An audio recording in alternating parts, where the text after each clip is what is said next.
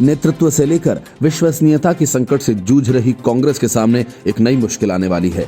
ये मुश्किल है पूर्व राष्ट्रपति प्रणब मुखर्जी की किताब द प्रेसिडेंशियल ईयर। कांग्रेस का ऐसा कोई राज नहीं बचा होगा जिसके बारे में प्रणब मुखर्जी जानते नहीं होंगे। जाहिर है उनके संस्मरणों की ये किताब कई खुलासे करेगी। यूपीए के उभार और पतन को लेकर कई बातें सामने आएंगी, जिसका जवाब दे पाना कांग्रेस के लिए आसान नहीं होगा। पूर्व राष्ट्रपति दिवंगत प्रणब मुखर्जी की किताब से कई नई बातें निकलकर सामने आ रही हैं। प्रणब मुखर्जी ने इसमें लिखा है कि उनके राष्ट्रपति बनने के बाद कांग्रेस राजनीतिक दिशा से भटक गई। मुखर्जी ने इसमें लिखा है कि कुछ पार्टी सदस्यों का ये मानना था कि अगर 2004 में वे प्रधानमंत्री बनते तो 2014 के लोकसभा चुनावों में कांग्रेस के लिए करारी हार वाली नौबत नहीं आती। ये बात तो सब जानते हैं। प्रणब मुखर्जी कभी इस बात से नहीं उभर सके कि सोनिया ने उन पर विश्वास न करके भरोसेमंद मनमोहन सिंह को चुना।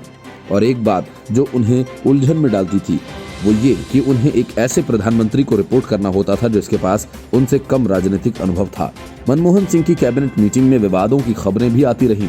इससे ये भी सवाल उठता है कि क्या सीरीज में घोटालों के बाद मनमोहन सिंह की धूमिल होती छवि के बावजूद पीएम न बदलकर कांग्रेस ने गलती की थी। प्रणब मुखर्जी ने अपनी किताब में इसका जिक्र किया। कुछ कांग्रेस सदस्यों ने थ्योरी बना ली थी कि अगर मैं 2004 में पीएम बना होता तो शायद 2014 की बुरी हार टाली जा सकती थी। हालांकि मैं इस दृष्टिकोण से सहमत नहीं हूं। मेरा मानना है कि मेरे राष्ट्रपति बनने के बाद पार्टी लीडरशिप ने अपना फोकस खो दिया था। सोनिया गांधी पार्टी के मामलों को हैंडल कर पाने में सक्षम नहीं थी, तो वहीं डॉक्टर सिंह की लोकसभा में लंबी अनुपस्थिति की वजह से सांसदों से कांटेक्ट नहीं हो पाता था। यूपीए 2 के खराब दिनों की शुरुआत अन्ना हजारे के आंदोलन के वक्त हुई थी। तब प्रणब मुखर्जी प्रदर्शनकारियों से बातचीत के पक्ष में नहीं थे, लेकिन उन्हें इसमें शामिल होना पड़ा क्योंकि मनमोहन सिंह और उनके सलाहकार नर्वस थे। पार्टी की छवि खराब हो रही थी, लेकिन किसी भी कांग्रेसी नेता द्वारा पीएम बदलने का कोई भी सुझाव सोनिया गांधी की तरफ से बुरी तरह से नकार दिया जाता था। 2014 के चुनावों के नतीजों ने उन नेताओं को सही भी साबित कर दिया था जो मानते थे कि प्रणब मुखर्जी को पीएम होना चाहिए था। अपने निधन से पहले संस्मरण द प्रेसिडेंशियल ईयर्स को लिख चुके थे।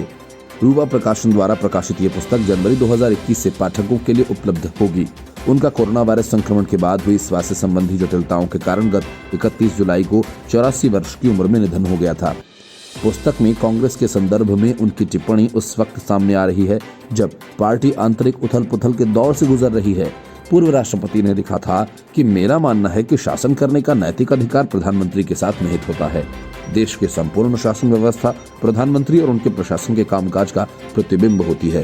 डॉक्टर सिंह गठबंधन को बचाने में व्यस्त रहे, जिसका शासन पर असर हुआ, जबकि नरेंद्र मोदी अपने पहले कार्यकाल में शासन की अधिनायकवादी शैली को अपनाए हुए प्रतीत हुए, जो सरकार, विधायिका और न्यायपालिका के बीच तल्ख रिश्तों के जरिए दिखाई दी। इस पुस्तक में पश्चिम बंगाल में एक गांव में बिताए बचपन से लेकर राष्ट्रपति रहने तक उनके लंबे सफर पर रोशनी डाली गई। रूपा प्रकाशन ने ऐलान किया कि मुखर्जी के संस्मरण द प्रेसिडेंशियल ईयर्स को जनवरी 2021 में वैश्विक स्तर पर जारी किया जाएगा। Bureau report, news of India.